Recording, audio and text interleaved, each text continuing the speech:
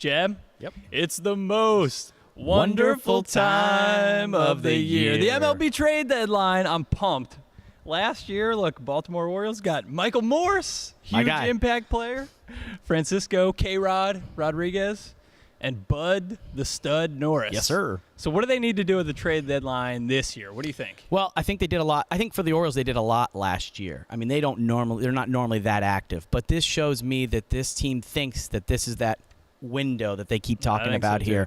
Are they going to go out and get a guy or get in the sweepstakes for a David Price? Because to me, it's got to be a pitcher. It needs to be. And I know they have like a 13-man rotation that they're going with right now, but they're 13 average pitchers. Let's be honest. Bunch of number threes on this rotation. I think they have to go out there. But the question is, Zach, what's it going to take? Is maybe Dylan Bundy that guy that moves into the rotation at the way that he's kind of progressed in his rehab from Tommy John? I just don't know if they can do it. The one thing that I will look at from the position side, I don't say catcher. I don't care if Matt Reeders is out for the year. I think they're fine at catcher. Catcher's fine. I would like to see another utility infielder. I know that sounds a little crazy, but I would like to see some speed in this lineup. Yeah, I think they could use a little speed too. We've seen it from David Lowe, but he's got can't steal first. So improving the starting rotation is always important. I harp on it a lot. ERA in the bottom third of the league. They're going to have better starting pitching. I really think they could use some bullpen help as well, though. Brian Mattis has really struggled this year. Really struggled against righties. I mean, he is nothing but a lefty specialist at this point, and kind of even struggling in that role.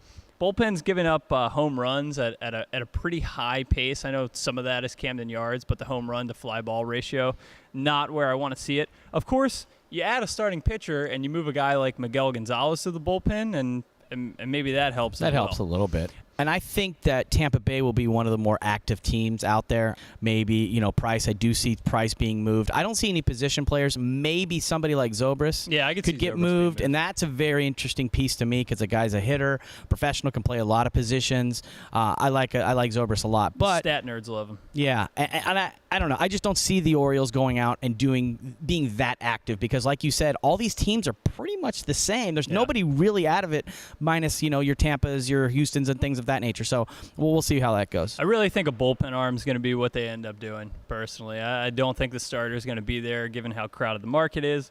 But I think they'll look for a guy to add some relief after kind of burning out their guys. But McFarland's getting a lot of big spots now, too, though. So maybe they just rely on the guys that are in their system. Yep.